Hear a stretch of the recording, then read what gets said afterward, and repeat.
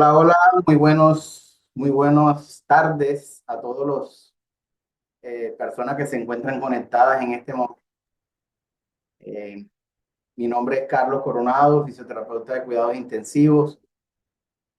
Aproximadamente hace 18 años trabajo en unidad de cuidado crítico, eh, pues especialista en el cuidado de pacientes ventilados, pacientes críticamente enfermos, por decirlo de esa forma. Le doy la bienvenida a todos los participantes.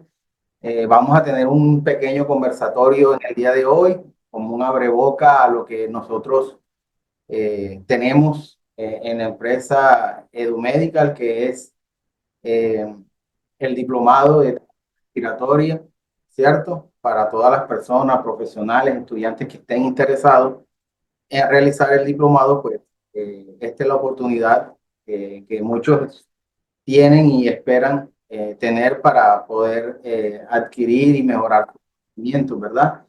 Entonces, en el día de hoy vamos a tener un pequeño conversatorio, no es una clase como tal extensa, pero vamos a hablar, a tocar un tema en específico como son los modos ventilatorios, ¿verdad?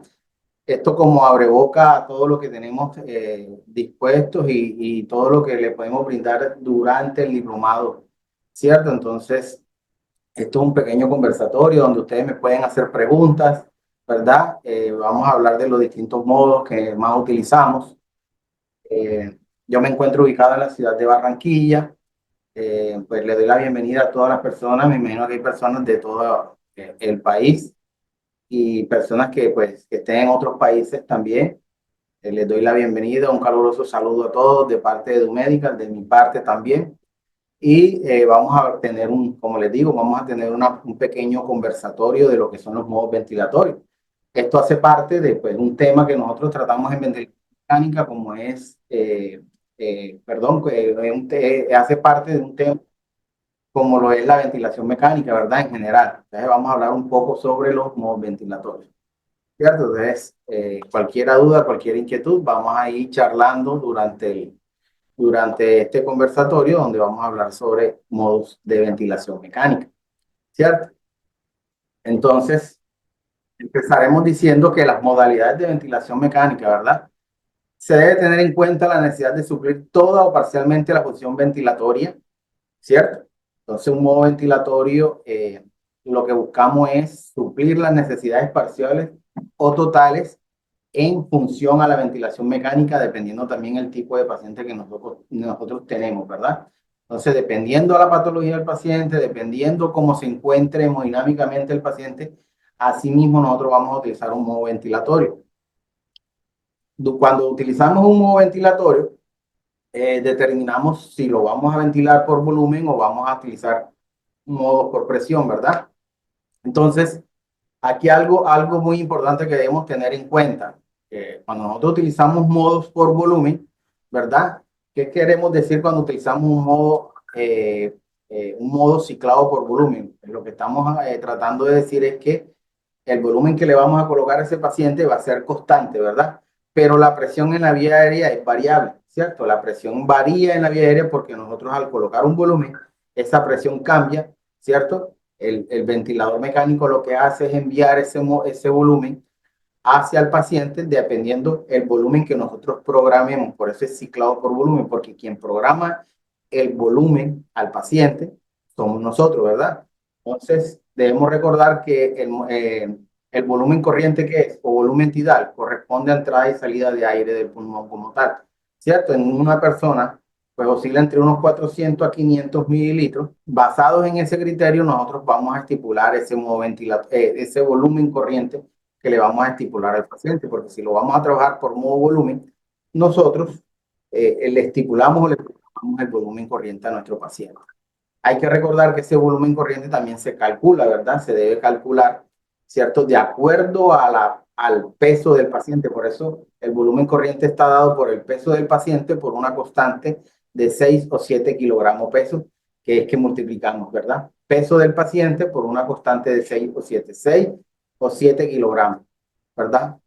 Entonces, el peso ideal se debe calcular, ¿cierto? El peso ideal nosotros lo calculamos con una fórmula. No sé si ustedes ya saben esa fórmula, que es talla menos 1,52.4 por 0,91, ¿verdad? Más 50 si es un hombre o más 45,5 si es mujer. Ahí nosotros reemplazamos la talla, la estatura del paciente y hacemos la ecuación. Vuelvo y repito la fórmula para sacar peso ideal, que es la que nosotros utilizamos. Yo utilizo pues para calcular el peso ideal. Talla menos 1,52.4 por 0,91 más 50 si es sexo masculino o más 45,5 si es sexo femenino. ¿Cierto? Cuando ciclamos, a diferencia de cuando ciclamos por presión, cuando ciclamos por presión, la presión en la vía aérea es fija y el volumen es variable. Entonces, todo lo contrario a ventilar por volumen. Cuando yo ventilo por presión, ¿verdad? La presión entonces es la que va a ser fija, pero el volumen es cambiante, ¿verdad? Un ejemplo, entonces cuando yo voy a ventilar al paciente por presión, le coloco una presión, en este caso, utilizo presión inspiratoria, si es el caso del modo presión control, le coloco una presión inspiratoria al paciente, ¿verdad? Que va de 8 en adelante. ¿Y de qué va a depender la presión? Del volumen que yo quiero que el paciente alcance, ¿verdad? O que obtenga el paciente, ¿cierto? Entonces, ¿le coloco de presión cuánto? De 8, vamos a poner, le coloco al paciente una presión de 8 centímetros de agua. Entonces, esas 8 de presión que le coloco al paciente, esa presión me va a generar un volumen. Un ejemplo, con 8 de presión inspiratoria, el paciente me está haciendo 350 de volumen corriente. Pero yo digo, bueno, yo quiero que haga un poco más, yo quiero que llegue por lo menos a los 400 de volumen, entonces le aumento la presión inspiratoria. Lo que quiere decir que a mayor presión, mayor volumen me va a hacer el paciente, ¿verdad? Me va a generar más volumen corriente o más volumetría. Entonces, la presión va de la mano con, obviamente, con el volumen corriente establecido. Acá Jessica me dice que repita la fórmula. Bueno, la fórmula para calcular el peso ideal, ¿verdad? El peso ideal es talla menos 1,52.4 por 0,91 más 50 si es hombre o más 45 si es mujer, ¿verdad? Esa es la fórmula para calcular el peso ideal. Una vez tengo el peso ideal, ya tengo el peso ideal, multiplico ese peso del paciente por una constante de 6 kilogramos peso o 7 kilogramos peso, ¿verdad? Ahí lo que me está dando un rango entre lo más alto y lo más mínimo que le podría colocar. Pero acuérdense que ese volumen corriente es variable con la gasometría arterial del paciente, ¿verdad? Acuérdense que nosotros modificamos, pues ya eso sería en gasometría arterial, cuando nosotros, por eso esto es un abreboca, lo que vamos a ver en el diplomado, y por eso invito a todas las personas que están acá conectadas que se inscriban, porque el diplomado está demasiado bueno, tiene un contenido, pues el contenido que tiene es bastante bueno, donde se va a aprender demasiado, ¿verdad? Y van a enriquecer sus conocimientos. Entonces, acuérdense que el volumen corriente es modificable, ¿verdad? Dependiendo de la gasometría arterial, porque nosotros corregimos trastornos respiratorios con el volumen minuto. A mayor volumen minuto, disminuye la CO2, ¿verdad? Barremos CO2.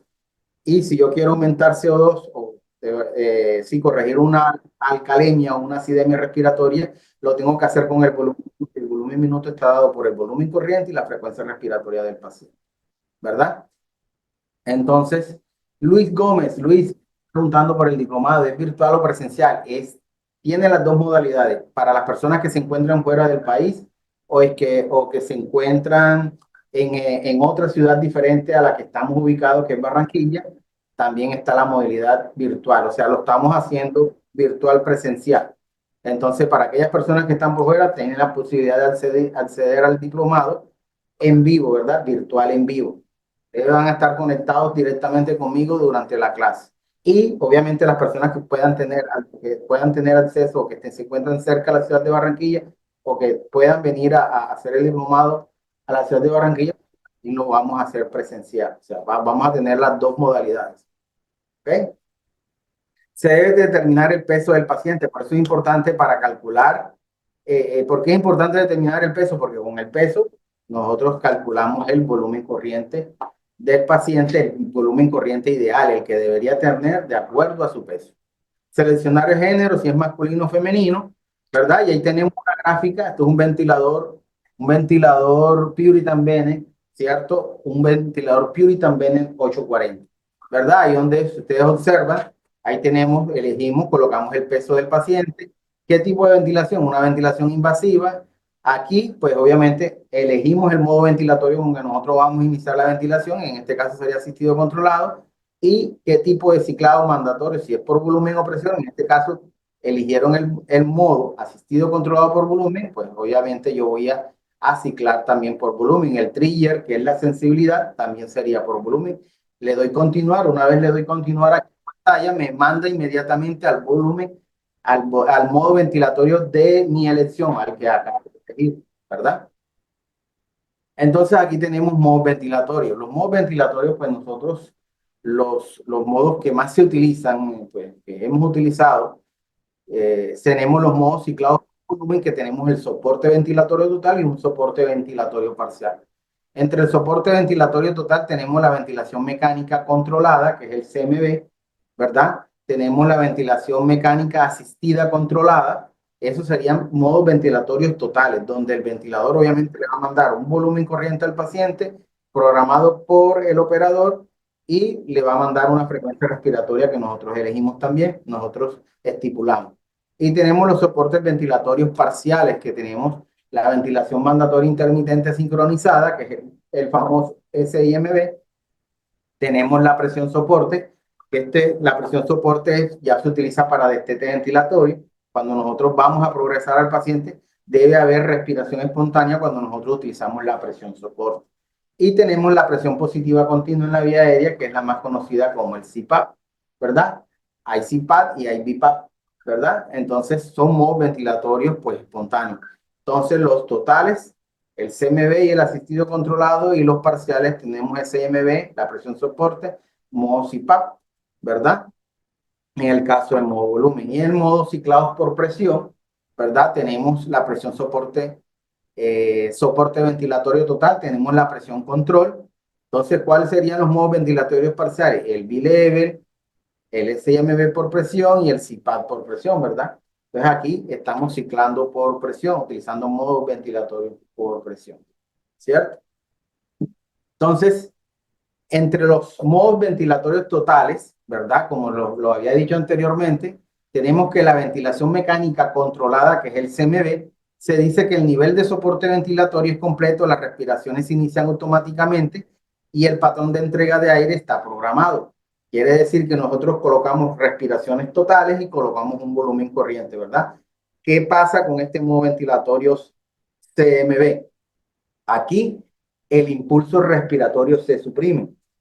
Un ventilatorio como este, el CMB, que es un modo ventilatorio por volumen, aquí el paciente no hace impulso respiratorio, está completamente en aquel paciente que está sedado, sedado y relajado. Aquel paciente que le pasan midazolam, le pasan becuronio, rocuronio, cisatracurio, está sedado y relajado. Ese tipo de paciente se le suprime el impulso respiratorio y pasaría a ser un CMB, que sería ventilación mecánica controlada. Está completamente entregado al ventilador mecánico. Nosotros controlamos tanto el volumen con la frecuencia respiratoria, ¿verdad? O sea, estamos comandando toda la parte respiratoria del paciente, porque el paciente está, ahí se le ha suprimido el impulso, ¿verdad? Puede ser inducido por mediante fármacos como el sedante y el relajante, como el midazolam y becuronio, pero también puede estar el paciente entregado a la ventilación mecánica dependiendo de una patología.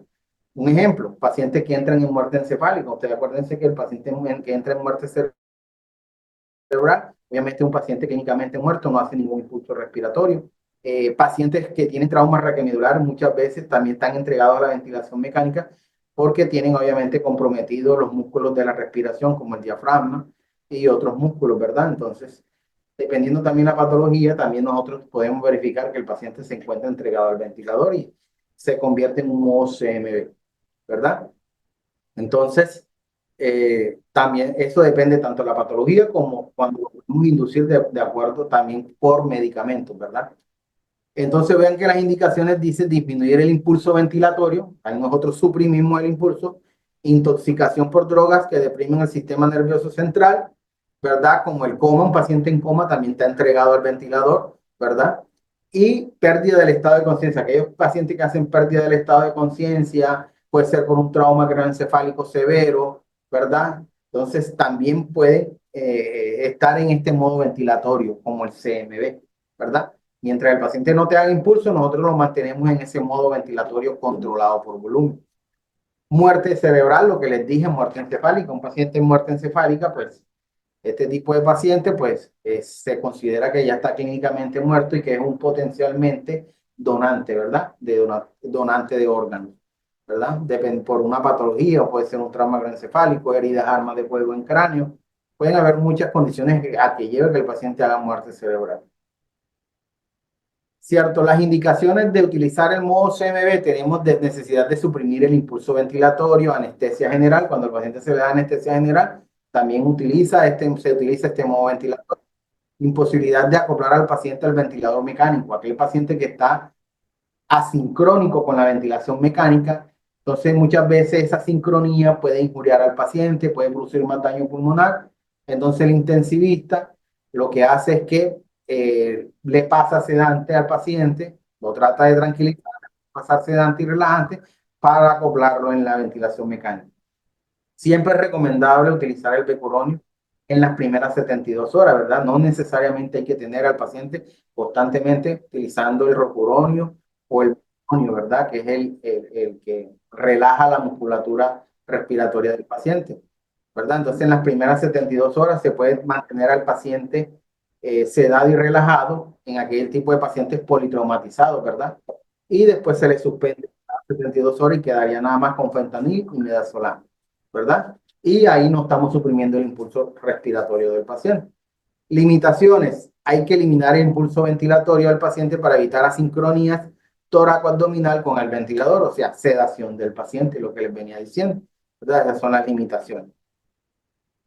En cuanto al modo asistido controlado, ¿cuál es la diferencia? Ya este es otro modo ventilatorio, o sea, se parece mucho al CMV, porque los parámetros ventilatorios que nosotros utilizamos tanto para el asistido controlado como el CMV son los mismos. Lo único que diferencia a los dos modos ventilatorios es que el CMV es un modo ventilatorio controlado completamente, ¿verdad? Donde el paciente no hace impulso ventilatorio. Mientras que en la ventilación mecánica asistida controlada, el paciente hace impulso respiratorio, ¿verdad? Entonces, en el asistido, aquí sí hace impulso respiratorio, más los parámetros ventilatorios para los dos modos ventilatorios son iguales, ¿verdad? Se coloca volumen corriente, FIO2, frecuencia respiratoria, sensibilidad, se le coloca PIP, ¿sí? Se le colocan todos los parámetros que requiera ese modo como tal. Para los dos son los mismos, pero los diferencia el impulso. En esta forma de ventilación mecánica, ¿cierto? Para esta forma de ventilación, cada impulso respiratorio por parte del paciente es seguido por un ciclo respiratorio sincronizado por parte del ventilador. Lo que hace el ventilador es asistir al paciente durante el ciclo respiratorio, lo está asistiendo, ¿verdad? Pero sigue siendo un modo controlado. Si este esfuerzo respiratorio del paciente no ocurre en un periodo de tiempo determinado, ¿verdad? El respirador o el ventilador, no se le debe de llamar respirador, se le dice ventilador, envía automáticamente un flujo de aire, ¿verdad? Entonces, ese es el modo asistido controlado, ¿verdad? Si en un tiempo determinado el paciente, ¿cierto? El esfuerzo respiratorio del paciente no ocurre, ¿qué hace el ventilador? El ventilador automáticamente le manda un flujo de aire, ¿verdad? Para que el paciente genere un volumen, ¿cierto? El famoso volumen corriente. En este modo ventilatorio, el trigger, que es la sensibilidad, juega un papel muy importante ya que ahí se hace sensible el ventilador a los impulsos respiratorios del paciente. Hay un parámetro ventilatorio que se llama sensibilidad. La sensibilidad, ¿qué es? Capta los impulsos respiratorios que el paciente realiza. Entonces, juega un papel muy importante en este modo ventilatorio porque el ventilador se hace sensible a los impulsos que haga el paciente, ¿verdad? Y estos, los cuales se activan cuando detectan una caída de la presión o un cambio de flujo en el circuito ventilatorio, ¿verdad? Entonces, la sensibilidad es lo que hace que se vuelve sensible el ventilador y le manda el flujo cuando el paciente, obviamente, no ocurre el esfuerzo inspiratorio, el ventilador lo que hace es mandarle un flujo de aire para que genere el volumen que nosotros deseamos. Bueno, acá me hacen una pregunta. Molina Daiworth. En el modo asistido controlado, el paciente debe estar en sincronía con el ventilador. Claro que sí. El paciente debe estar, los modos ventilatorios están hechos para que haya sincronía con el paciente. Lo que pasa es que también dependiendo de la patología, el paciente se vuelve asincrónico. Muchas veces, cuando el paciente está asincrónico y que de pronto no se está adaptando a ese modo ventilatorio, es cuando nosotros empezamos a utilizar los diferentes modos que tenemos para, la idea es siempre mantener acoplado al paciente, que hay una sincronía de paciente-ventilador. Entonces, sí, en el modo asistido controlado debe estar acoplado al ventilador, ¿verdad? Debe haber un acople, el paciente está en un modo asistido, hace impulso, pero está acoplado al ventilador.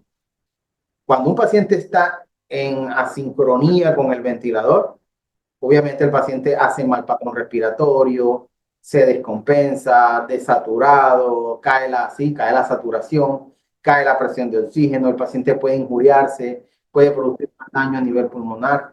Y si no se logra esa sincronía, se pasa a sedar al paciente y utilizar. Muy buena pregunta. Bueno, Darwin me dice que si el paciente no está acoplado en un asistido controlado, ¿verdad? Él me dice que para poderlo lograr esa sincronía, bueno, mira, Daibor Molina, bueno, sí.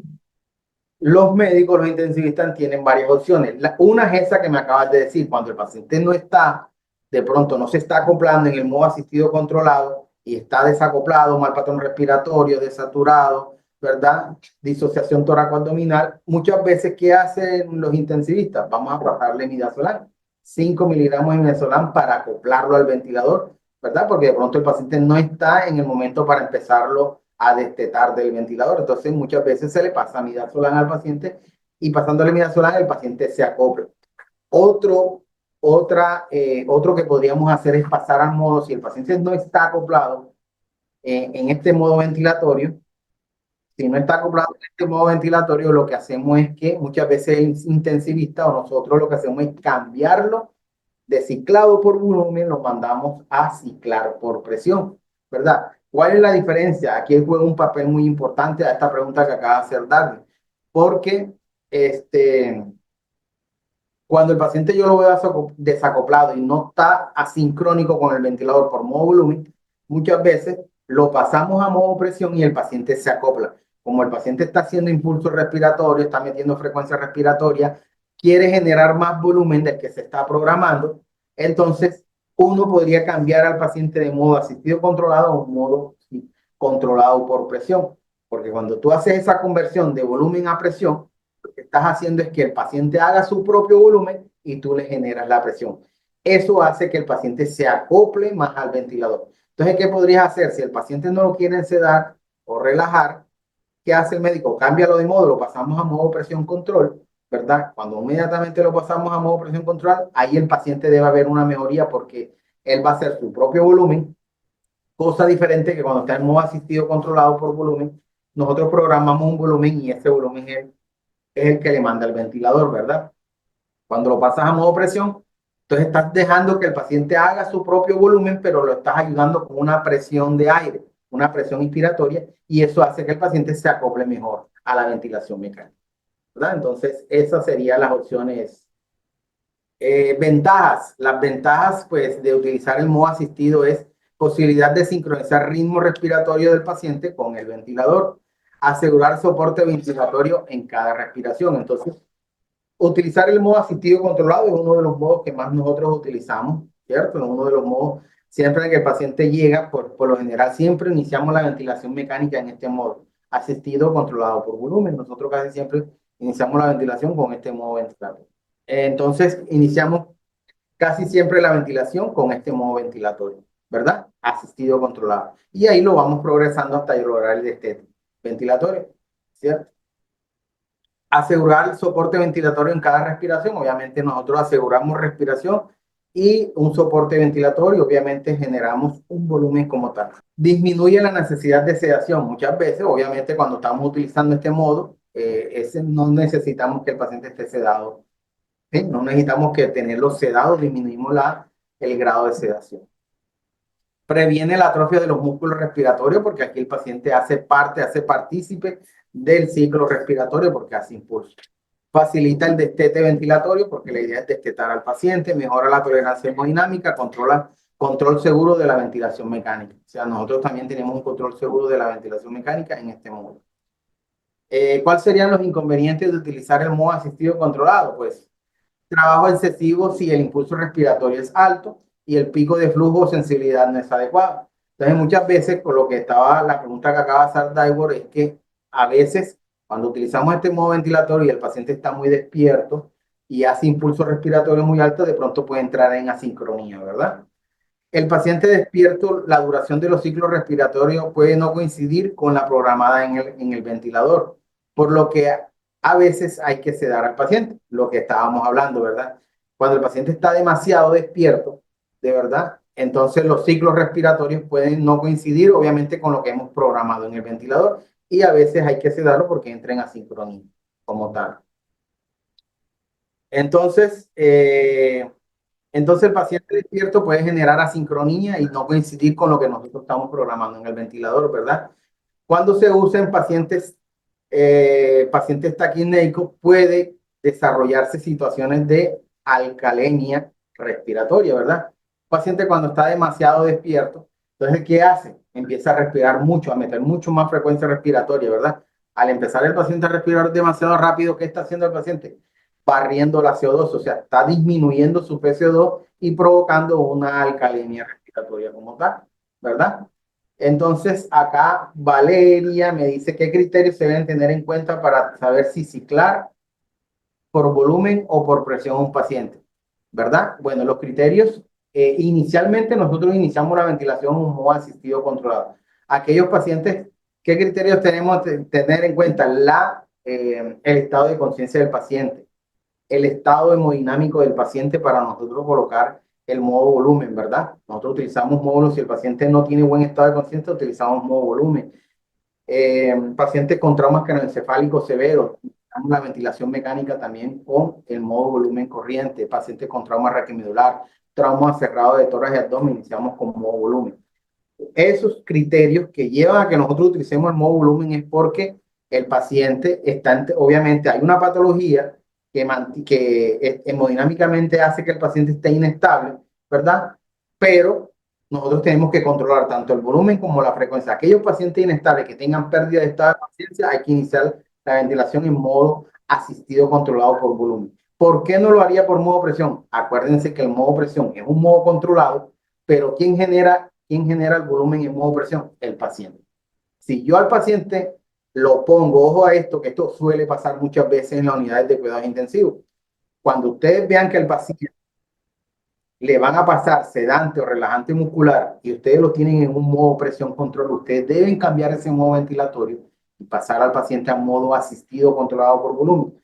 ¿Por qué? Si ustedes bien saben, el modo presión, ¿quién hace el volumen? Lo hace el paciente, pero yo le coloco la presión. Al yo sedar al paciente y relajarle los músculos, ya el paciente no va a generar el mismo volumen porque nosotros lo dormimos y lo relajamos, o sea, le paralizamos los músculos de la respiración y el paciente, así yo le meto una presión inspiratoria, él no va a generarme el volumen. Entonces, para utilizar el modo presión control, el paciente no debe estar con relajación muscular, porque si le pasan relajante muscular, un ejemplo, con una presión inspiratoria de 12, un ejemplo, le estoy colocando presión inspiratoria de 12, me está generando 450 de volumen, un ejemplo, ¿verdad? Pero si al paciente le pasan relajante muscular, muchos se confunden, no, está controlado por modo presión. El paciente no va a pasar nada, obviamente sí va a pasar. O sea, no va a dejar de mandarle, el ventilador no le va a dejar de mandar la frecuencia ni la presión que le colocamos, pero no va a generar el mismo volumen porque le paralizamos los músculos de la respiración. Entonces, ¿cuándo es ideal utilizar el modo presión? Pacientes que estén asincrónicos, pacientes que hagan impulso respiratorio, pacientes que estén ventilatoriamente, estén despiertos, ¿verdad? Que el paciente esté despierto, que esté generando volúmenes altos, que esté generando presiones altas en la vía aérea, entonces nosotros podemos utilizar modos presión, ¿verdad? Nosotros dejamos que el paciente haga partícipe del ciclo respiratorio, nosotros podemos utilizar ese modo. Si le suprimimos el impulso respiratorio, no lo puedo dejar por modo presión, lo tengo que pasar inmediatamente a modo volumen, ¿ok? Entonces, esas serían las condiciones, pero casi siempre, Valeria, nosotros iniciamos la ventilación en modo volumen. ¿Cuándo lo pasamos a presión? Cuando ya el paciente está más despierto, está generando volúmenes corrientes altos, cuando está en asincronía con el ventilador, ¿verdad? Entonces, aquellos pacientes que cuando ya queremos hacer destete ventilatorio, nosotros podemos trabajarlo en modo presión. ¿Ok? Seguimos. Cuando se usa el paciente, pueden aumentar la PIB. Obviamente, en el modo asistido controlado, acuérdense que en el modo parámetro PIB, ¿cierto? La PIB es presión positiva al final de la expiración, ¿cierto? Es un modo de reclutamiento. Acuérdense que el alveolo, cuando entra aire al alveolo, cuando exhalamos, el alveolo no se cierra, ¿verdad?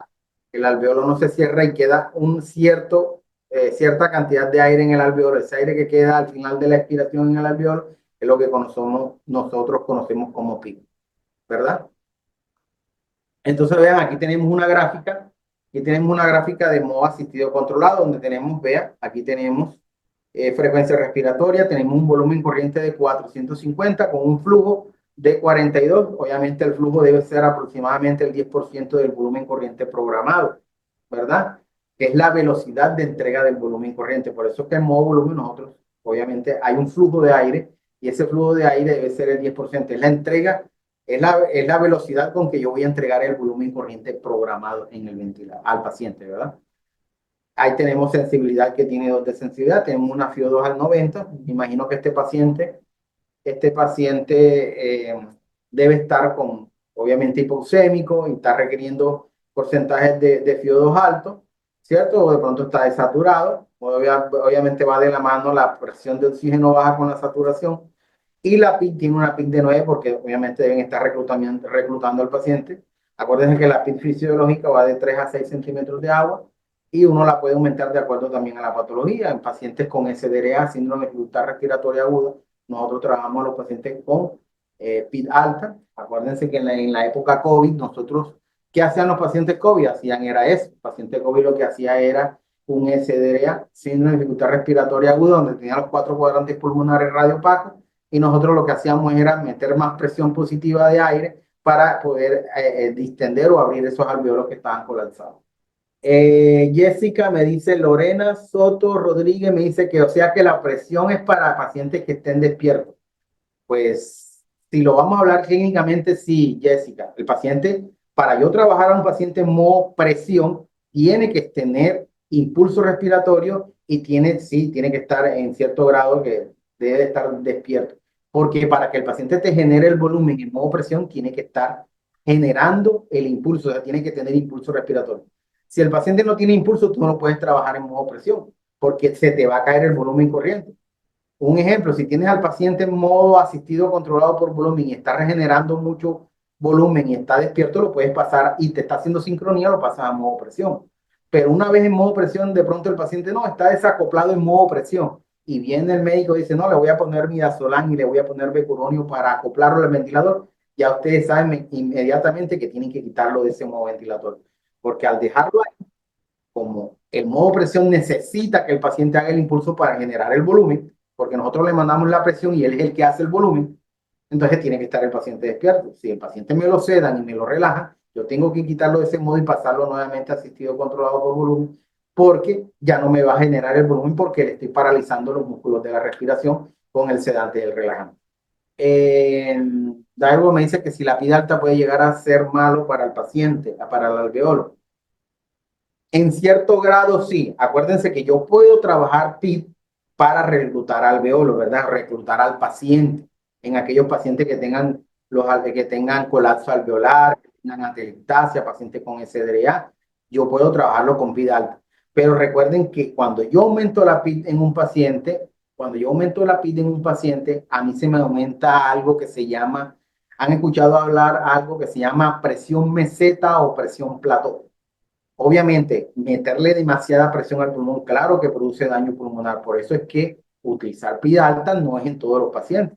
En pacientes que tengan colapso alveolar, nosotros reclutamos aumentando la PID, ¿verdad? Pero una vez ya nosotros corregimos eso, inmediatamente tenemos que empezar a destetarle esa PID y dejarlo en una PID fisiológica, ¿verdad?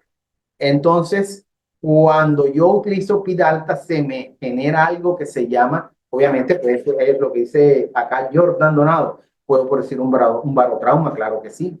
Daño pulmonar por la presión de aire. Está comprobado que a mayor presión de aire hacia el pulmón, eso genera daño en el pulmón. Algo que se llama la velocidad de conducción de aire. ¿Cómo se llama? Se llama driver pressure.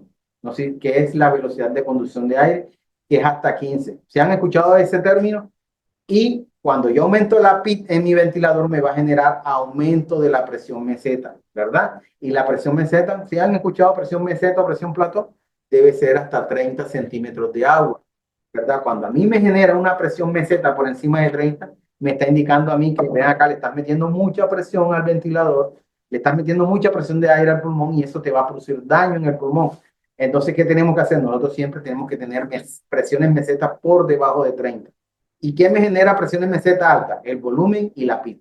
Cuando yo aumento la PIT, se me aumenta la presión meseta. Y la presión meseta nosotros la podemos calcular en la ventilación mecánica, ¿verdad? Nosotros la podemos calcular en la ventilación mecánica. ¿Cómo lo hacemos?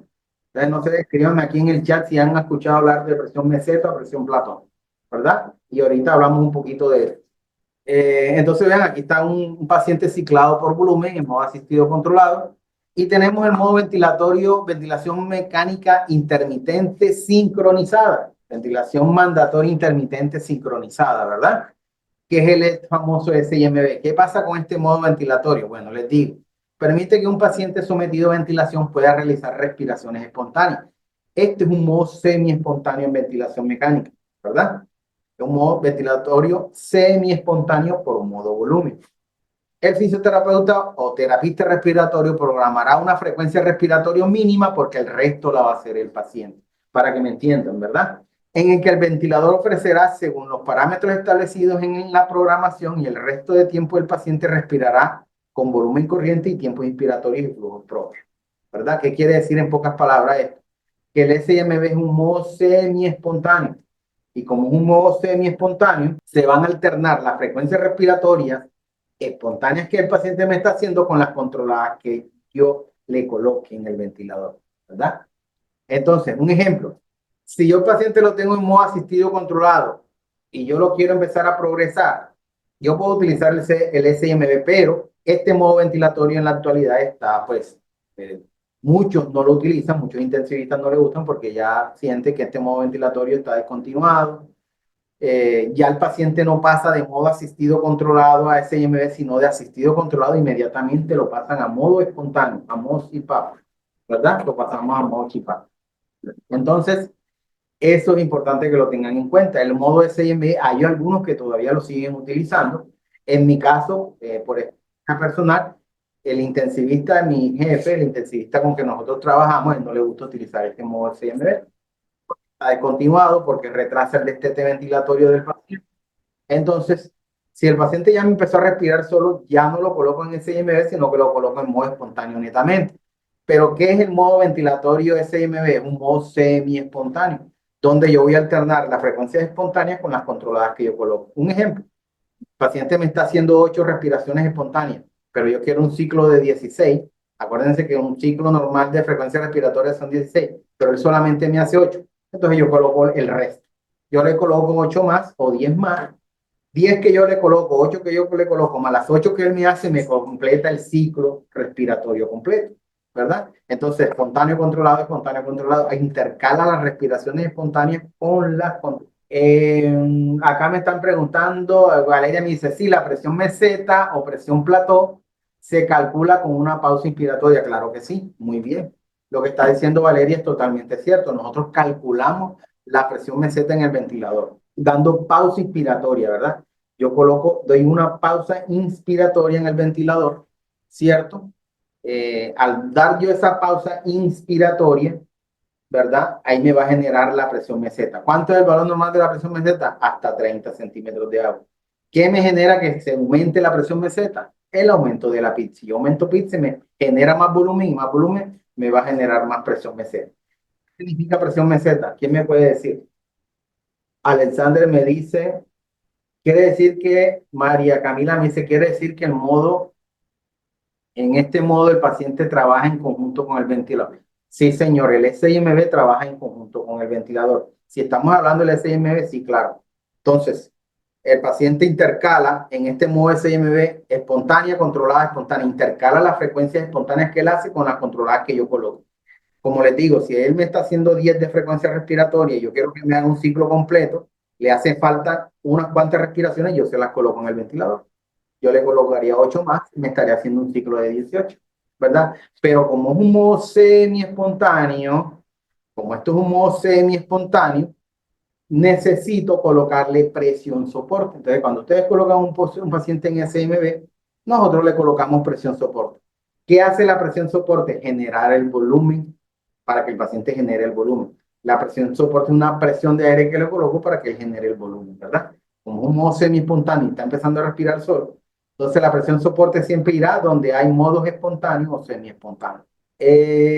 Alexander Cassiani Orozco me dice, y el modo B-Level, muy bien, el modo B-Level también es un modo semi-espontáneo, pero es un modo semi-espontáneo por presión, ¿verdad? Claro que sí, también es un modo semi-espontáneo. Entonces nosotros podemos reemplazar el SIMB por volumen, lo reemplazamos por el B-Level, ¿verdad?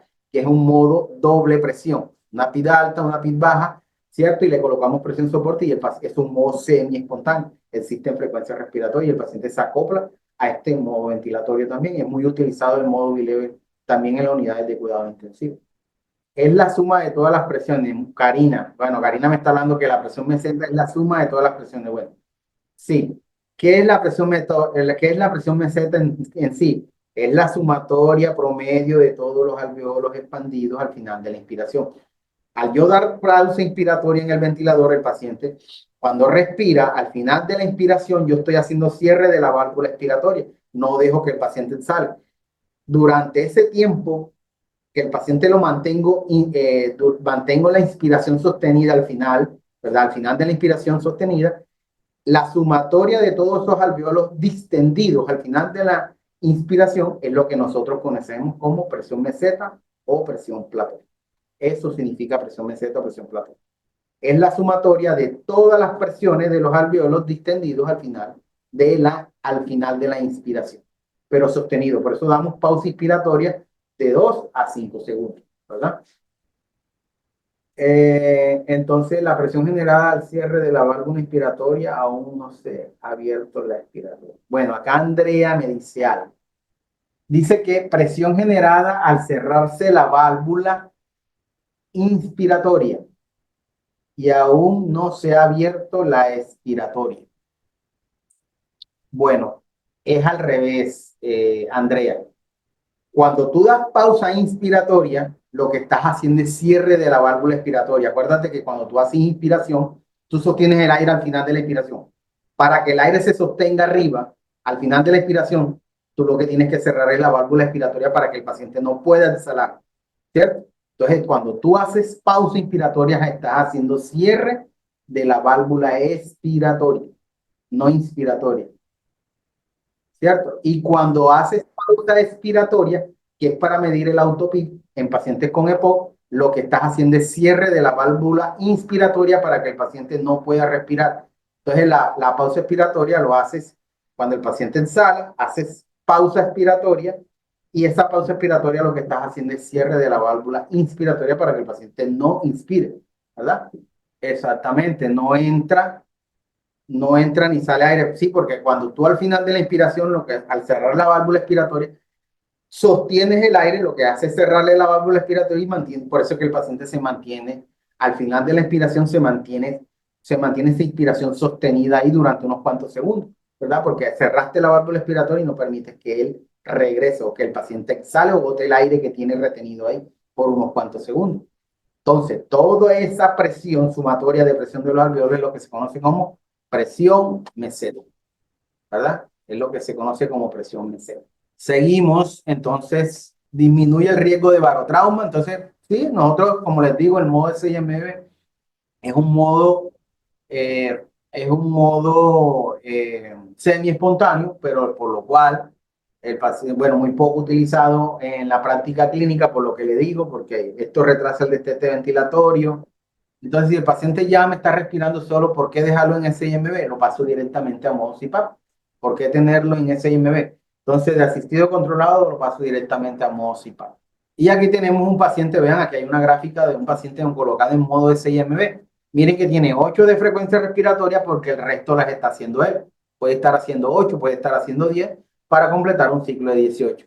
Tiene volumen corriente, tiene el flujo pico, que es la velocidad de entrega de este volumen corriente. Miren que tiene presión soporte. Esta presión soporte me va a generar el volumen, ¿verdad?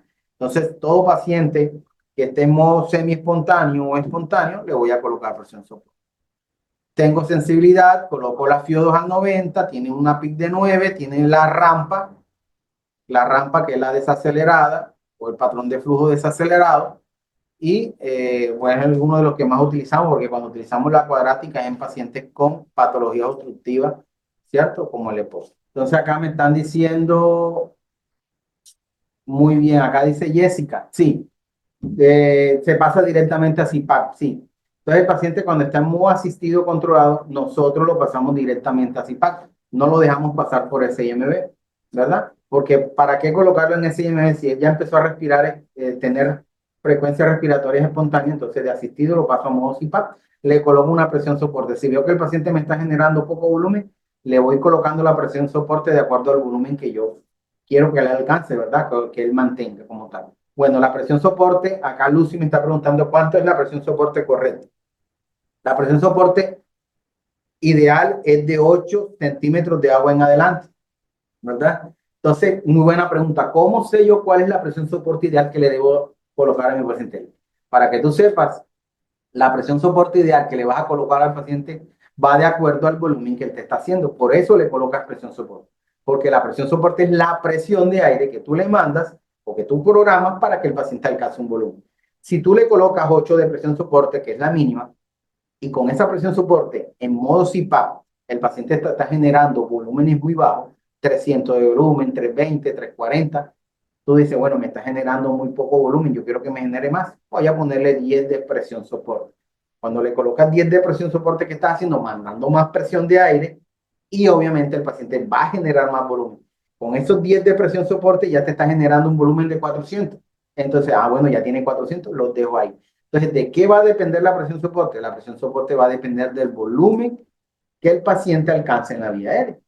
¿Sí? Entonces, ahí es donde tú te das cuenta cuál es la presión soporte ideal, de acuerdo al volumen que te está haciendo. Si te está haciendo volúmenes altos, le vas aumentando la presión soporte hasta llegar al volumen corriente ideal.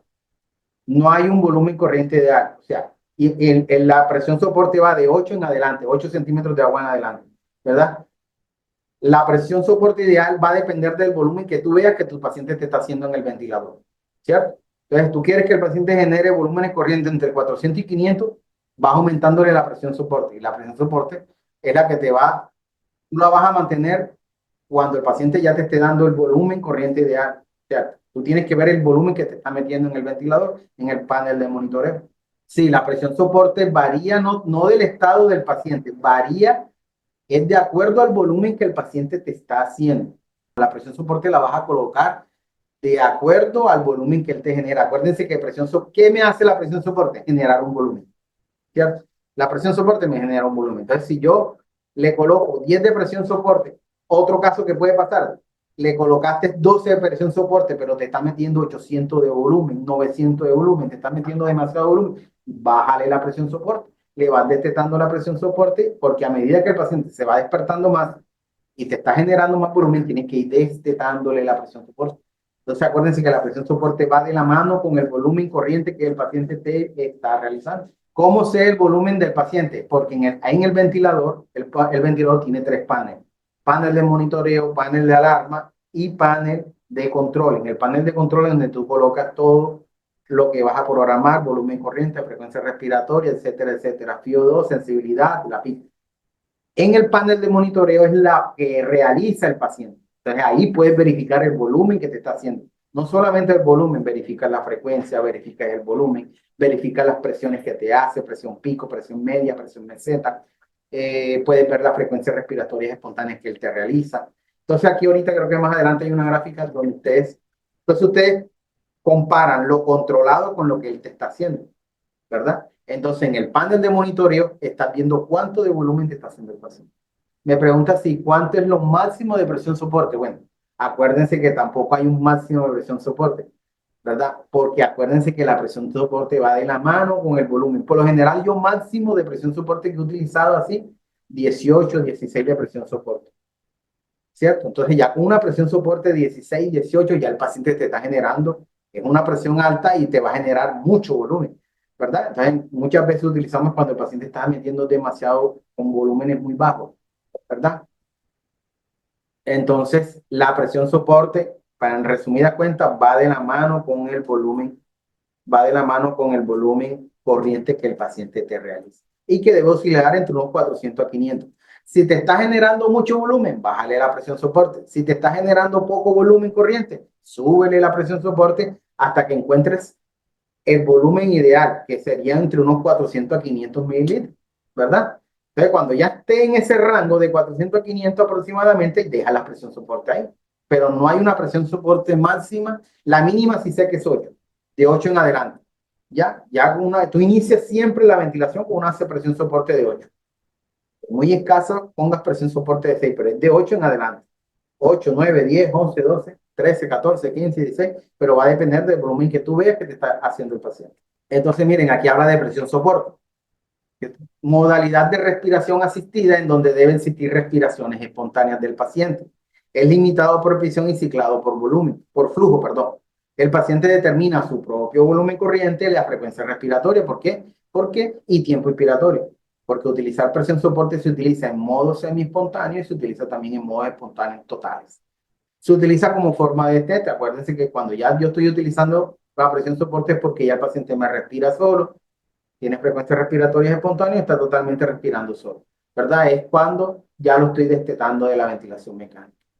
El esfuerzo del paciente, el nivel de presión preseleccionada de la impedancia determinan el volumen corriente. Obviamente, miren lo que acabo de decir. Miren lo que dice acá. El esfuerzo del paciente, el nivel de presión preseleccionado, o sea, el nivel de presión que yo coloque, de presión soporte, y la impedancia del paciente determinan el volumen corriente.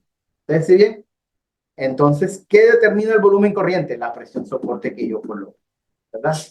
Sí, claro, acá Joshua me dice que en los modos espontáneos y semi-espontáneos podemos mantener el uso de pautas convencionales. Sí, claro que sí.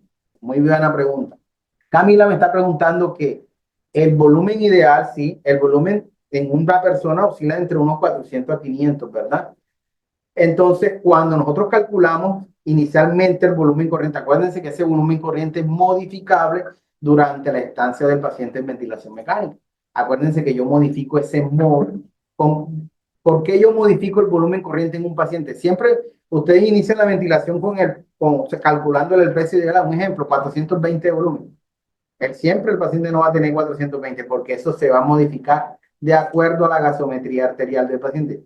Si el paciente me presenta un trastorno respiratorio, sea una acidemia, una alcalemia respiratoria, ¿cómo corrijo yo los trastornos respiratorios en ventilación mecánica? Con la frecuencia respiratoria y el volumen corriente. En pocas palabras, con el volumen minuto. Por eso es que inicialmente nosotros vamos a calcular, sí, vamos a calcular una presión soporte teniendo en cuenta el peso ideal del paciente, ¿verdad? Entonces yo dije, bueno, su peso ideal él debe oscilar entre unos 400, él me dio 430. Entonces yo voy a generarle una presión soporte para que me genere o me alcance promedio ese volumen corriente. Claro que sí. El flujo se programa, el flujo que se programa debe ser siempre elevado, ¿verdad? El esfuerzo del paciente, el nivel de la presión, como les dije, preseleccionada y la impedancia determinan el volumen corriente del paciente como tal. ¿Cuáles son las ventajas de utilizar presión soporte? Acuérdense que cuando yo utilizo presión soporte, es confortable para el paciente, con ventilaciones espontáneas, el paciente tiene control sobre su frecuencia respiratoria y el volumen.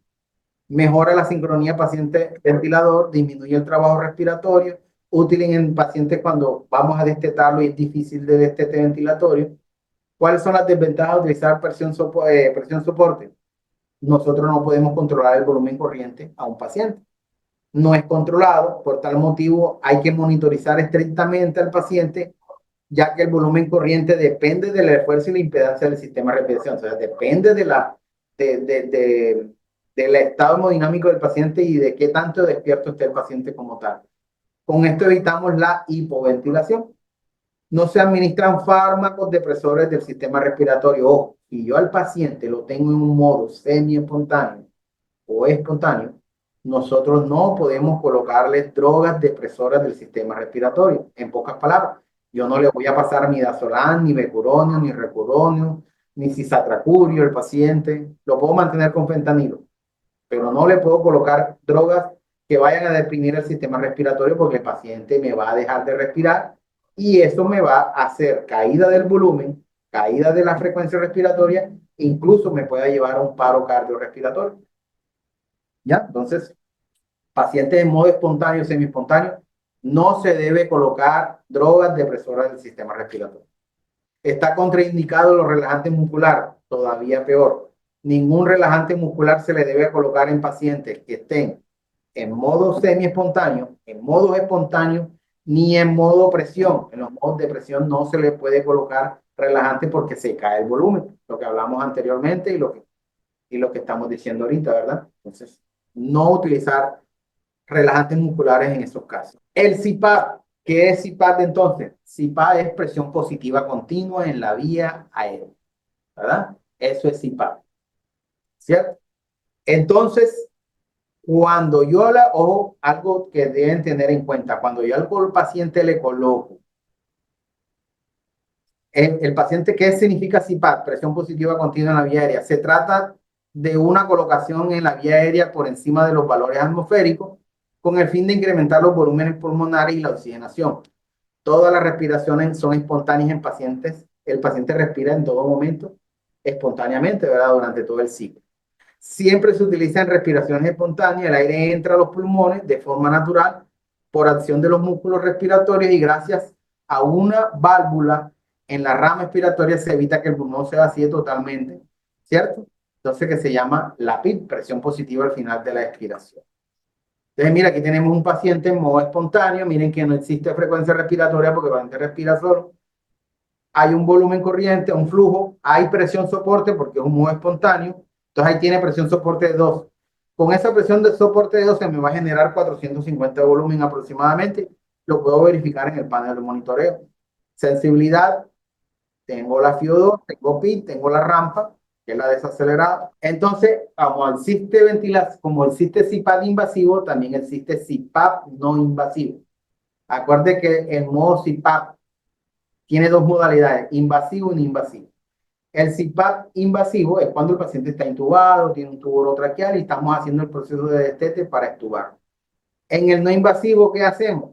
En el no invasivo es cuando el paciente le colocamos CPAP para evitar que el paciente caiga en ventilación mecánica invasiva. Hay patologías como pacientes con EPOC, ¿cierto? Pacientes con EPOC lo podemos colocar en CPAP no invasivo. Entonces, ¿cuándo debemos colocar CPAP no invasivo? Ahorita les muestro. Miren que esto es una interfase. No sé de pronto si alguno lo ha utilizado, pero también las interfaces, las más utilizadas son las interfaces donde tapa, obviamente, la interfase, o sea, la facial, ¿verdad? La máscara facial son menos traumáticas para los pacientes, no son tan dolorosas. Ahorita les muestro una. Estas boca-nariz, ¿cierto? Esta de pronto genera mucha presión sobre la nariz y la boca del paciente y puede producir laceraciones. Esto que ustedes ven ahí se llama arnés, un arnés con una máscara de 4 puntas, ¿cierto? Entonces cada correa va en cada punta de la máscara y como es algo hermético, va a presión y muchos pacientes no toleran el CPAP no invasivo, ¿verdad? Sobre todo los ancianos o los adultos mayores, ¿verdad? Entonces el paciente deben haber unas características específicas para colocar CPAP no invasivo. En la época de COVID nosotros creíamos que colocar pacientes en CPAP no invasivo mejoraba o ayudaba al paciente en su patología como tal, ¿cierto? En la época COVID, ¿qué pasó?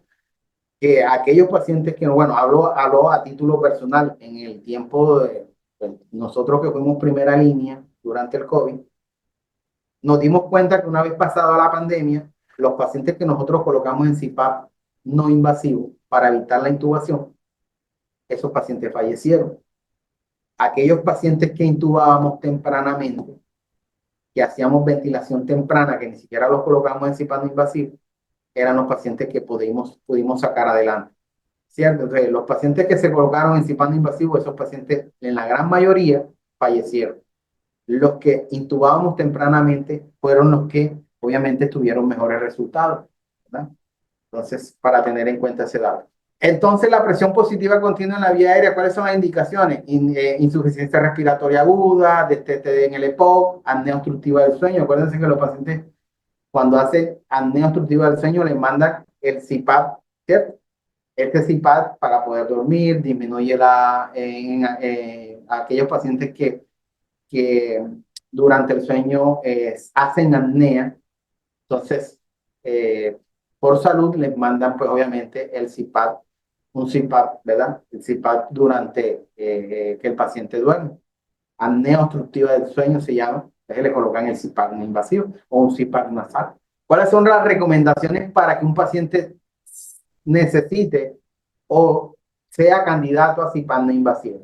Primero, ¿qué es lo primero? Si yo voy a colocar a un paciente en CPAP no invasivo, el paciente tiene que estar el estado de conciencia. El paciente tiene que estar paciente lúcido, despierto, consciente, orientado. Puede tener grado de dificultad respiratoria, pero que no sea tan marcado, ¿verdad? Capaz de comprender el procedimiento. Estado de la vía aérea, las fosas nasales deben estar permeables, el paciente debe ser capaz de mantener o de manejar las secreciones, toser, expectorar y deglutir. Aquellos pacientes que tienen mal manejo de secreciones y colocarlo en CPAP invasivo te puede broncoaspirar. Entonces es mejor intubar al paciente. Pacientes con pérdida del estado de conciencia, no lo voy a colocar en CPAP invasivo, intubar inmediatamente.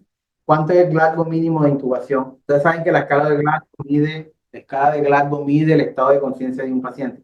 Nosotros intubamos al paciente por Glasgow también. ¿Cuánto creen ustedes que es el Glasgow mínimo de intubación? Que ustedes digan, este paciente hay que intubarlo y conectarlo a un ventilador mecánico. Entonces, el Glasgow para intubar a un paciente debe ser menor o igual a 8, ¿verdad? Es el Glasgow mínimo de intubación. Muy bien. Camila, sí, 8. Bien. Entonces, patología pulmonar no debe ser extremadamente excesiva, que fue lo que nos pasó en el COVID. Entonces, nosotros cuando en la época del COVID el paciente hacía un SDRA y nosotros pensábamos que colocarlo en CPAP invasivo ayudaba a que el paciente no cayera en ventilación y lo que hacíamos era que empeorábamos la patología del paciente. Y todos esos pacientes, la gran mayoría que colocamos en CPAP invasivo, terminaron falleciendo. Adaptabilidad de la interfase. Aquí esto también juega, parece mentira, pero juega un papel muy importante. La delgadez extrema, las malformaciones faciales, ausencia de piezas dentales o presencia de prótesis es un factor limitante para colocar CPAP invasivo. ¿Cuándo vemos eso? En los abuelitos. Cuando los abuelitos de 75, de 70, 80 años, como a ellos le hacen falta piezas dentales al colocarle CPAP invasivo, obviamente el aire empieza a salirse, cuando hay fuga de aire, ¿verdad? Porque como les pasa, entonces no hay una buena adaptabilidad de la interfase, ¿cierto? Sobre el rostro del paciente, entonces termina el paciente ventilado. Entonces no hay una buena adaptabilidad de la interfase porque hay muchos pacientes que les pasa esto, la delgadez extrema, porque esté muy delgado el paciente, malformaciones faciales y la falta de piezas dentales. ¿Cuáles son las ventajas? Permite la reducción del trabajo respiratorio, permite mejorar la capacidad de oxígeno del paciente. Aquel paciente que ustedes vean consciente, orientado, sí, que tenga un mal patrón respiratorio, pero que no sea tan marcado, podemos colocarlo en CPAP invasivo para ver y muchos mejoran y no necesitan ventilación invasiva. ¿Qué tipo de pacientes son ideales para colocar en CPAP invasivo? Los pacientes con EPOC, enfermedad pulmonar obstructiva crónica. Ellos hacen retención de CO2. Entonces, como hacen retención de CO2, hacen algo que se llama hipercapnia permisiva. Estos tipos de pacientes son los que más se benefician con el CPAP invasivo, porque lo que hacemos es disminuir o barrer la CO2 del paciente una vez el paciente se acopla al CPAP. Desventajas: si se utiliza una mascarilla puede ocasionar intolerancia y como es algo hermético, el paciente muchas veces no tolera eso apretado en el rostro, marca la piel, produce aerofagia, vómito y fractura. Pacientes con fracturas faciales está contraindicado. Pacientes con quemadura y fracturas faciales no se debe colocar CPAP invasivo. Sí, Jordan me está diciendo que no todos, yo lo dije ahorita, no todos los pacientes toleran el CPAP, no todos. Entonces, cuando el paciente no tolera el CPAP, ya ahí, en el caso, es un paciente clínico y no tolera el CPAP, obviamente ya hay que intubar al paciente. ¿Sí? Requerimos esa es una de las desventajas. Las desventajas de utilizar el CPAP es que la mascarilla produce intolerancia, lo que acabas de escribirme aquí, Jordan. Una de las desventajas es esto, que el paciente no tolera, como es una máscara hermética, no tolera estar con esa presión, obviamente, sobre el rostro, porque en muchos casos produce presión y marcación y hace zona de presión en la cara del paciente como tal, ¿verdad? Entonces, pacientes con fracturas faciales no se debe colocar CPAP no invasivo, porque como eso es algo hermético y va a presión, está contraindicado. Otra, pacientes con quemaduras, no debemos colocar pacientes. Acá me están preguntando, Daibor, ¿cuál es la diferencia con el BiPAP? Bueno, acuérdense que BiPAP es doble presión, ¿verdad? ¿Qué es BiPAP? Dos presiones. ¿Qué es CPAP? Una presión. Entonces, muchas veces, esa pregunta que está haciendo Daibor es muy importante porque miren, si nosotros nos vamos aquí a esta gráfica, este paciente que tiene, mira la gráfica que está acá, este paciente no tiene frecuencia respiratoria, tiene presión soporte, ya es una presión, pero aparte de la presión soporte tiene PIP. La PIP también es una presión. En sí, esto que estamos haciendo aquí es BiPAP. BiPAP. Cuando yo coloco a paciente en BiPAP, es doble presión. Estoy colocando presión soporte más PIP. Yo no sé si ustedes han visto en algunos ventiladores que dice CPAP slash PIP. Quiere decir que yo al paciente lo puedo dejar en CPAP cuando le dejo una sola presión. O sea, yo le puedo quitar la PIP y dejarlo con presión soporte. E incluso, si yo quiero colocar al paciente en CPAP, yo le puedo quitar la presión soporte y dejarlo con PIP, pero la PIP debe estar por encima de 8. Entonces yo puedo colocarle PIP de 12. Un paciente que esté en modo espontáneo con PIP de 12, eso se llama CPAP. CPAP. Pero si yo al paciente le coloco presión soporte y PIP a la vez, eso se llama BiPAP. Y eso es lo que me va a generar más volumen. Obviamente el paciente se va a acoplar mejor al ventilador porque le estoy dando doble presión. Obviamente el paciente se va a acoplar mejor o se va a sentir más cómodo en un modo BiPAP que en un modo CPAP porque es doble presión. Sin presión soporte más PIP. Pero el paciente, escúchenme bien, si yo al paciente le quito la presión soporte y le pongo PIC por encima de 8, eso se llama CPAP, una sola presión. ¿Ok? Paciente con mal manejo de secreciones no debe usar, sí, señor, totalmente de acuerdo. Laura me está diciendo que paciente con mal manejo de secreciones no se le debe colocar CPAP, totalmente. Porque el paciente te puede broncoaspirar y como es una máscara hermética, el paciente te broncoaspira y se te complica. Acá me está preguntando Valeria, si PAD es lo mismo que B-Level. Bueno, en modo B-Level es diferente. El modo B-Level, ahorita vamos a ver modo B-Level. Modo B-Level es dos PID, PID alta y una PID baja. ¿Ok? Una PID alta con una PID baja. Y la diferencia entre la PID alta y la PID baja me está generando, obviamente, una presión soporte. Ahorita lo miramos, Valeria, y lo que es B-Level. El CPAP no invasivo se podría colocar en edema pulmonar. Sí lo he colocado. Sí, sí se puede colocar. Claro que sí. Un paciente con edema pulmonar, sí. Ahorita vamos a ver indicaciones y contraindicaciones de colocar cuáles son las patologías, en qué caso yo podría colocar CPAP no invasivo, en qué tipo de patología. Pero sí, yo he utilizado en edema, pacientes con edema pulmonar, sí he colocado CPAP. Lo que pasa es que muchos de estos pacientes con edema pulmonar no se benefician de la ventilación, pero lo pueden, algunos sí, otros no. De acuerdo también el grado de compromiso pulmonar del paciente, Saray, ¿cierto? Entonces, yo he colocado CPAP en pacientes con edema pulmonar, pero algunos terminan en ventilación mecánica invasiva porque no toleran, porque no mejoran el patrón respiratorio. Acuérdense que el tiempo mínimo que yo coloco en CPAP no invasivo a un paciente son 2 horas. Si el paciente ha pasado 2 horas, se le hacen unos gases arteriales. Y si los gases arteriales del paciente y el patrón respiratorio del paciente no mejora, es mejor intubar al paciente. ¿Cierto? Es mejor intubar, pero no todos te benefician en pacientes con edema pulmonar. ¿Ya?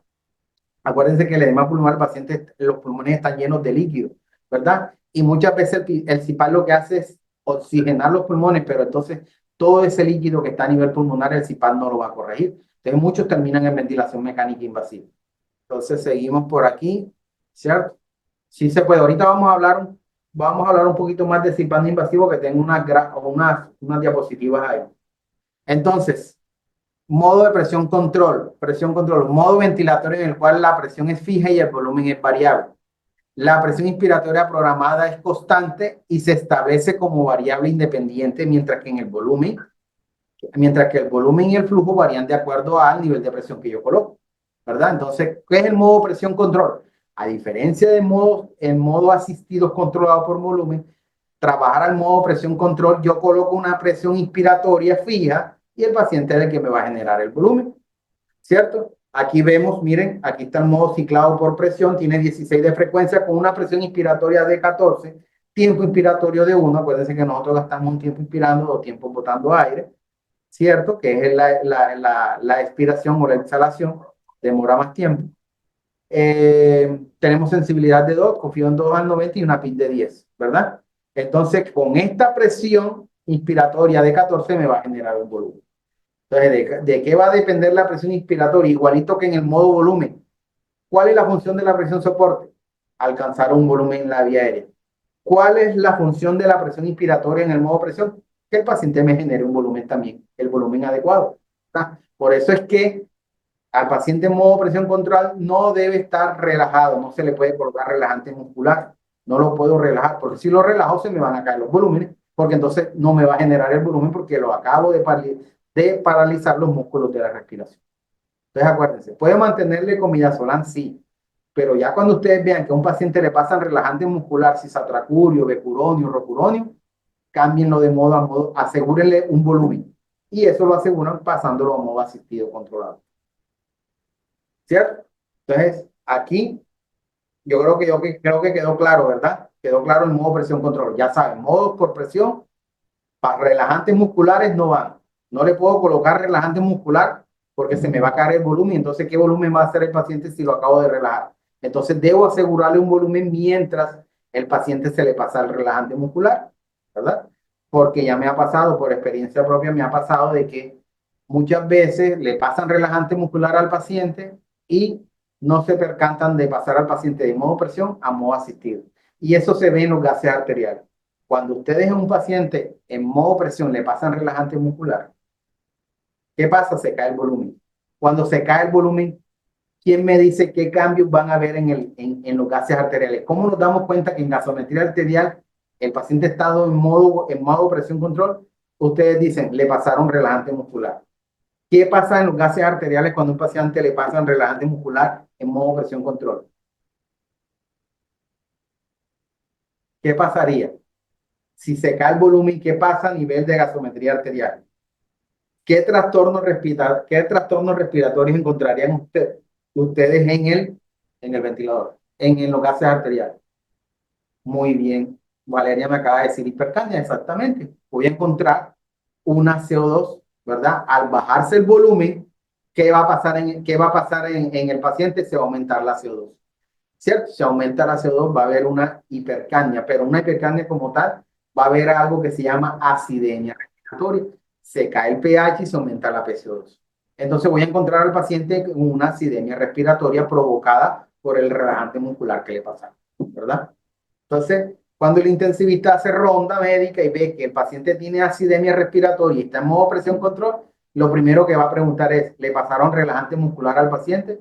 Y esto hizo que el paciente hiciera acidemia respiratoria. ¿Ya? Muy bien. Muy bien, muy bien. Entonces, en el modo presión control, bueno, ya saben entonces que en modo presión no debemos pasar relajante muscular. Modo bilevel, que me estaban preguntando por el modo bilevel. El modo bilevel es un modo semi-espontáneo, ¿verdad? Un modo semi-espontáneo. Modo de asistencia ventilatoria de no invasiva, mixta, que combina los atributos de las respiraciones obligadas y espontáneas. Ojo, ¿cierto? Consiste en aplicar una presión en la vía aérea de dos niveles, ¿verdad? Bilevel. Uno inspiratorio y otro expiratorio, siendo la diferencia entre ambas la presión soporte. Como es un modo semi-espontáneo, entonces yo puedo colocar en modo bilevel, como son dos presiones, una PID alta y una PID baja, y la diferencia entre las dos sería una presión soporte que yo coloque para que el paciente genere el volumen. ¿Ok? Las respiraciones obligadas siempre están controladas por presión, mientras que las respiraciones espontáneas que haga el paciente pueden asistirse por presión soporte. ¿Cierto? Entonces, la presión soporte que yo genere, cuando yo coloco presión soporte en modo bilevel, porque le coloco presión soporte, ¿cierto? Las respiraciones espontáneas que me haga el paciente, ¿cierto? Van a ser asistidas por la presión soporte, ¿cierto? Y las controladas que yo esté colocando en el ventilador, obviamente las va a generar, obviamente, van a estar controladas por la PID alta y la PID baja, o sea, va a trabajar en ese nivel de presión, ¿verdad? Aquí tenemos un paciente en modo B-level, miren acá. ¿Cuáles son las ventajas? Disminuye el trabajo respiratorio, mejora la ventilación, aumenta el volumen corriente, disminuye la CO2 del paciente y aumenta la presión de oxígeno, ¿verdad? Entonces, mire, esto es un modo B-level. Tiene una frecuencia respiratoria de 8 como un modo semi-espontáneo, el resto de respiraciones las está haciendo él. ¿Y quiénes están controlando esas respiraciones espontáneas? La presión soporte que le estoy colocando. Tengo una PID de 14, una PID alta de 14 y una PID baja en 5, ¿verdad? Entonces el paciente se va a mantener en ese nivel de presión, ¿cierto? Respira, ¿cierto? Esas 8 respiraciones se mantienen en ese nivel de presión, ¿verdad? Y tiene un tiempo inspiratorio de 1, con una sensibilidad de 2, con una FIO2 al 90, ¿cierto? Entonces, miren que en el modo B-level, es un modo semi-espontáneo, le coloco presión soporte, pero tiene una PID alta y una PID baja, ¿cierto? PID alta y PID baja, ¿verdad? Cosa diferente que el BiPAP, que me estaban preguntando el BiPAP, ¿qué es? Cuando le coloco doble presión, pero la doble presión va con ¿qué? Va con en un modo espontáneo totalmente, donde yo coloco presión soporte y le coloco PIP. Eso se llama BiPAP. Cuando le coloco o cuando le quito una de las dos presiones, sea la presión soporte o la PIP, que generalmente lo dejamos con la PIP, eso se llama CPAP, una sola presión. Doble presión, BiPAP. B-level, doble PIP, PID alta, PID baja, más una presión soporte que me va a controlar o me va a asistir las frecuencias respiratorias espontáneas que el paciente me realiza. Y aquí dice, ¿dónde se utiliza el modo B-level? En apneas obstructivas del sueño, enfermedades restrictivas pulmonares, síndrome de obesidad, insuficiencia cardíaca cardiogénica, EPOC, pacientes con EPOC y destetes post-extubación. ¿Cuáles son los parámetros preestablecidos? Pues los que acabo de ver acá,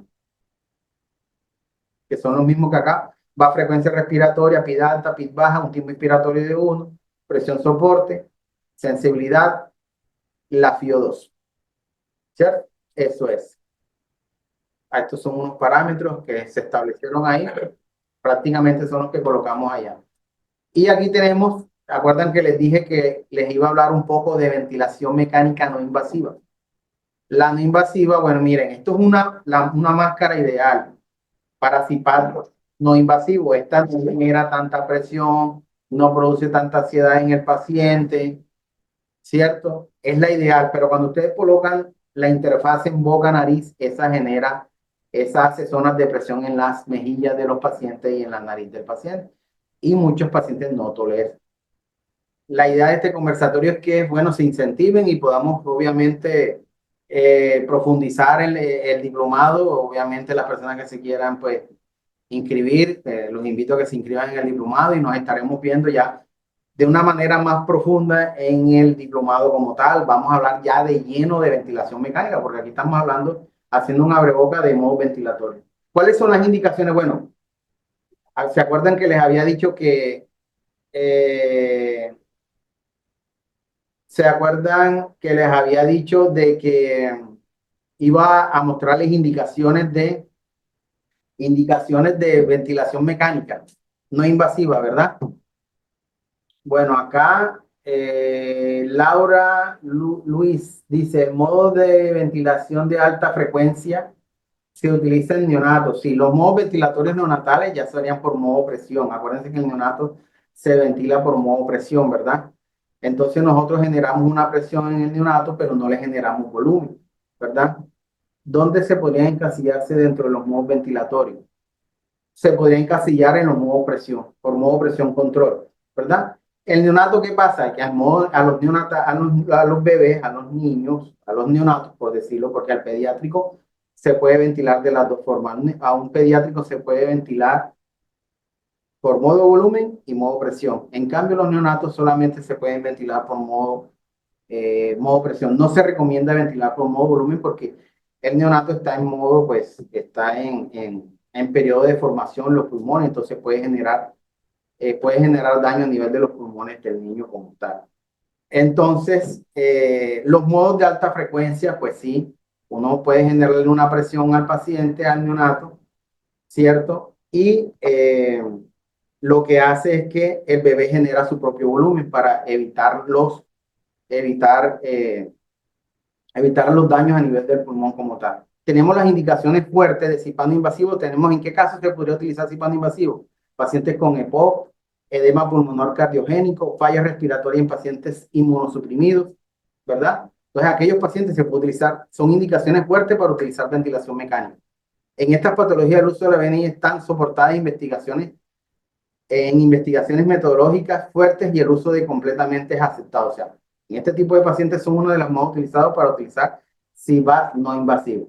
Bueno, entonces tenemos las indicaciones moderadas. En las indicaciones moderadas tenemos en pacientes con asma, neumonía adquirida en la comunidad, en pacientes con EPOC, fallas respiratorias, postoperatorios, pacientes con orden de no intubación, enfermedades neuromusculares, facilitación del destete en ventilaciones en pacientes con EPOC, evitar las fallas respiratorias post-extubación en pacientes con EPOC y obstrucción de la vía aérea superior. En este grupo los pacientes no deben utilizarse la BNI, ¿cierto? Excepto en sitios con tecnología y personal especializado con vigilancia estricta y una rápida solución ante cualquier signo o síntoma de deterioro. Son indicaciones moderadas. Y tenemos las indicaciones débiles donde no se debería utilizar NBI, o sea, no invasiva, sería en pacientes con fibrosis quística, neumonías adquiridas en la comunidad en pacientes sin EPOC y síndrome de distrés respiratorio. O sea, el paciente con SDRA no se debería utilizar CPAP no invasivo, ¿verdad? Acuérdense que el CPAP no invasivo en un paciente con SDRA no se debería utilizar, ¿cierto? No se debería utilizar porque no va a haber mejoría, que fue lo que nos pasó en la época COVID. Objetivos clínicos de la BNI: optimizar el volumen minuto, volumen tidal, disminuir la taquipnea, disminuir el uso de los músculos accesorios, mejorar el confort del paciente, mejorar la acidemia respiratoria y mejorar la oxigenación. Karina me pregunta si el SDRA directo en intubación, sí, es más recomendable. Si un paciente está en SDRA, lo mejor es intubar, porque un paciente en SDRA hay los 4 cuadrantes pulmonares están en radiopacidad, hay compromiso, la PAFI. ¿Han escuchado hablar de la PAFI, verdad? ¿Qué es la PAFI? ¿Han escuchado? La PAFI es un parámetro de concentración de oxígeno donde se divide la presión de oxígeno sobre la FiO2 del paciente, donde se divide la presión de oxígeno, la FiO2, sobre la presión de oxígeno, ¿verdad? PO2 sobre FiO2. ¿Y cuánto es la PAFI normal? ¿Saben cuánto es la PAFI normal? La PAFI normal oscila entre 300 hacia arriba, ¿verdad? Una PAFI normal. PAFI entre 200 y 300, pues puede haber algún cierto daño a nivel del pulmón, una neumonía, una TBC, una bronquitis, una bronquiolitis. Pero ya cuando la PAFI cae por debajo de 200, se considera que el paciente está ¿qué? En distrés respiratorio, ¿verdad? Está en distrés respiratorio. Entonces, un paciente en distrés respiratorio, ya cuando la PAFI cae por debajo de 100, ya está en SDRA. Ese tipo de pacientes no se benefician de la no invasiva. Eso es una de las cosas que nos pasó durante el COVID. Pensábamos que los pacientes los podíamos recuperar en no invasiva y sentimos que la tasa de mortalidad aumentó en este tipo de pacientes. ¿Cuáles son las contraindicaciones absolutas de BNI? Pacientes en paro cardiorrespiratorio, obstrucción de la vía aérea superior, trauma facial, incapacidad para manejar las secreciones, arritmias no controladas, presión arterial asistólica, ¿verdad? Menor a 90 milímetros de mercurio, depresión severa del estado de conciencia. Pacientes que tengan perdido el estado de conciencia no podemos colocarlo, ¿verdad? Acá me preguntaron, ¿no se debe utilizar BNI en pacientes con TED? ¿En tromboembolismo pulmonar? Pues no, no deberíamos. Si un paciente de tromboembolismo pulmonar, es mejor intubar porque obviamente el paciente puede generar y tiene una alta probabilidad que haga parada cardiorrespiratoria. Pacientes quepados, no se debe utilizar cipano invasivo. Neumotoras no drenados, efectos adversos de la BNI, eritema facial que produce pues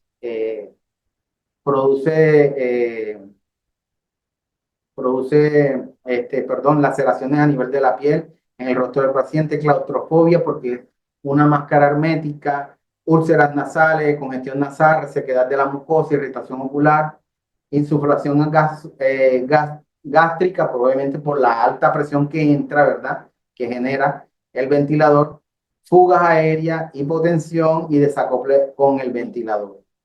¿Cierto? Pacientes con tórax inestable, no usar BNI. Lo, sí puede utilizar, o sea, en pacientes con tórax inestable yo podría utilizar la BNI, pero no, la probabilidad de que se beneficien es muy poca. Por lo general, esos pacientes con tórax inestable es porque hacen un trauma cerrado de tórax y abdomen, hacen un hemotoras, hacen neumotora. Entonces, hasta que el paciente no lo drenen o no le hagan una toracostomía, ahí es donde yo siento que sí se benefician. Pero el paciente cuando tiene traumas tórax inestable, lo más recomendable es que muchos no se beneficien hasta que no, obviamente, no resuelvan la patología por la cual obviamente terminan en neumotora, hemotora, derrame pleural. Entonces, cuando ya al paciente le colocan tubatoras, de pronto se podría beneficiar más. Chicos, se nos está acabando el tiempo. Sé que hay muchas preguntas que quedan, pues, quedan por resolver, pero la idea del día de hoy era que de pronto tuviéramos un abreboca de lo que se debe o un abreboca de cuándo utilizar, pues obviamente, eh, los modos ventilatorios. eh, Se nos está acabando el tiempo, entonces, no sé, la idea es que de pronto se animen a hacer el diplomado, donde ya vamos a hablar de lleno de ventilación mecánica, ¿cierto? Entonces vamos a tener pues un diplomado, vamos a tener un diplomado bastante con una gama alta pues, de profesionales también. Bueno, en mi caso, yo sería la persona encargada de darles el diplomado. Sé que hay muchas preguntas que de pronto tengan. La idea de esto, de este conversatorio, era que cómo es que se animen a hacer el diplomado como tal. Eh,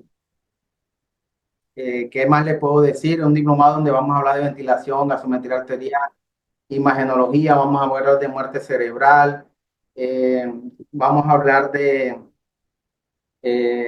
dispositivos de UCI, los dispositivos más utilizados, oxigenoterapia, ingreso y egreso a UCI, radiografías, ¿cierto? Entonces vamos a tener una serie de diferentes, pues una temática bastante amplia en el diplomado. Eh, Vamos a terminar la parte de ventilación no invasiva, ¿cierto? Para que demos por culminado porque se nos va a cerrar la plataforma. Entonces, espero que te haya sido de gran ayuda, les haya gustado. Entonces, miren, los efectos de adversos de la BNI ya se los... Eh, Protocolo de iniciar la ventilación invasiva, monitorizar al paciente, cabeceras a 45 grados para evitar obviamente que el paciente broncoaspire, selección el tipo de mascarilla que pues ya les mostré, que ya sería la facial, la full face, que es la que más nosotros utilizamos. Selección de tipo de ventilador, no presionar excesivamente la mascarilla con el arnés y vamos a utilizarla de boca a nariz porque produce laceraciones en la piel. Comenzar con presión soporte de 8, mire, nosotros comenzamos una presión soporte de 8 y la podemos llevar a 12, 14 y 16, ¿cierto? Con una PIC de 3 a 6 centímetros de agua, ¿verdad? Ya eso sería BIPAP. Volumen corriente de 6 a 7, ¿verdad? Vamos a utilizar un volumen corriente que oscila entre 400 a 500 mililitros y ajustar el trigger necesario porque el paciente va a empezar a respirar solo, va a meter su propia frecuencia respiratoria y pues la idea es mantener un trigger, volver sensible el ventilador a los impulsos respiratorios del paciente. Ajustar la FIO2 para conseguir una saturación de oxígeno mayor a 90%, reajustar la mascarilla si hay fuga, valorar sincronía del paciente con la ventilación no invasiva, hacer gasometría arterial después de la BNI. Siempre se recomienda cuando nosotros hacemos no invasiva, que lo recomendable es hacer 2 horas de no invasiva, nosotros debemos hacer una gasometría 2 horas después para ver si es verdad el paciente se benefició de la no invasiva. Alternar la no invasiva con la fuente de oxígeno que tengamos, si es un Venturi 50, si es una máscara de reservorio, ¿cierto? Entonces, dependiendo, vamos alternando el dispositivo que tenga el paciente con la BNI, ¿cierto? Entonces, vamos a dar, por terminado acá las obviamente las dudas, inquietudes que tengan, así que son muchas. Espero que les haya gustado. No sé qué apreciación tiene, no sé cómo les pareció el conversatorio. La idea era, sí, como les digo, un abreboca de lo que se va a hacer en el diplomado. El diplomado, como les digo, va a tener, vamos a hablar sobre ingreso y egreso a UCI, modos ventilatorios. Vamos a meterle modos ventilatorios convencionales y no convencionales. Vamos a hablar de APRB. El APRB, que son modos de alta frecuencia, que yo creo que aquí hubo alguien que me preguntó por los modos de alta frecuencia, ¿cierto?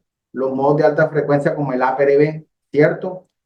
Eh, Esa es la idea de que pues, aquí darles como el abreboca para que pues, entren de lleno en el diplomado y pues ya ahí sí entraríamos de lleno a hablar de todos los modos ventilatorios, porque modos ventilatorios hay más, están los de alta frecuencia como el APRB, los modos ventilatorios por presión en neonatos, cómo se utilizan.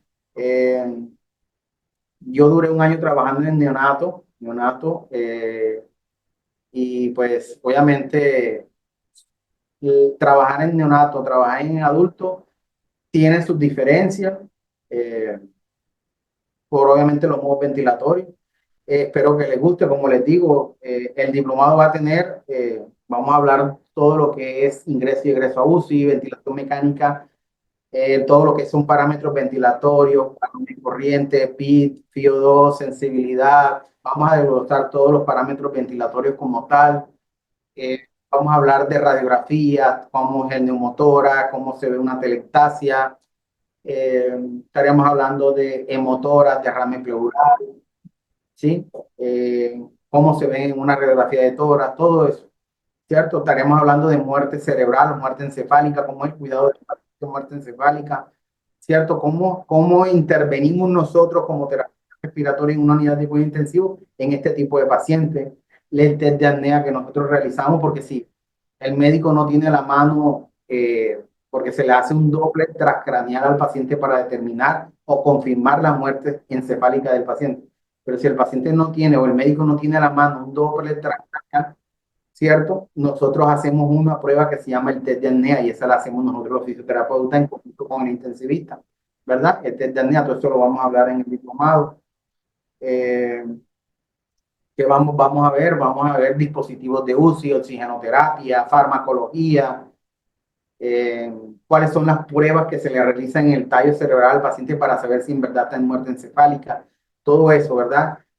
Vamos a hablar de donación de órganos, cómo es el cuidado del paciente durante la donación de órganos. Entonces, espero que les haya gustado. Sé que de pronto hay muchas preguntas, dudas, pero bueno, la idea es esa. La idea es que se animen, meterles como la inquietud y las ganas de, pues, de entrar al diplomado como tal. Todas las, como les digo, las personas que quieran, que estén interesadas en el diplomado, se comunican con EduMedical, nos estaríamos viendo cada 15 días, eso sí les puedo decir. Nos veríamos cada 15 días, todos los domingos, durante 3 horas. Bueno, como les digo, mi nombre es Carlos Coronado, fisioterapeuta de cuidados intensivos. Llevo 18 años trabajando en unidad de cuidado crítico. Trabajo acá en la ciudad de Barranquilla en una clínica de politraumatizados. Trabajo con pacientes, todo lo que son TEC severo, pacientes politraumatizados. Veo mucho lo que son pacientes con neumotora, trauma cerrado de tórax y abdomen, pacientes con contusión pulmonar, hemorragia solanoidea traumática, eh, todos los TEC moderados, leves, severos. Trabajo pues ya hace 18 años en unidades de cuidado crítico, a la orden, cualquier cosa, cualquier duda, ahí tienen el enlace donde se van a inscribir. Eh, Espero que haya sido de gran agrado para todos ustedes. La idea de hoy era pues darle a conocer el diplomado. Va a haber doble certificación en el diplomado, ¿oyeron? Va a haber doble certificación, o sea, se les va a dar, porque no, en el diplomado yo metí, porque el diplomado se lo voy a editar yo, en el diplomado metí ventilación mecánica y también manejo de ventilación mecánica en pacientes crónicos, pacientes con traqueostomía. Entonces va a haber doble certificación para aquellas personas que trabajen, obviamente, en una unidad crónica en pacientes Honker. Aquellos profesionales que trabajan con pacientes Honker, pacientes domiciliarios, pacientes con traqueostomía, Entonces va a haber doble certificación. Va a haber certificación del diplomado y va a haber una certificación del paciente home, que es cuidado en casa.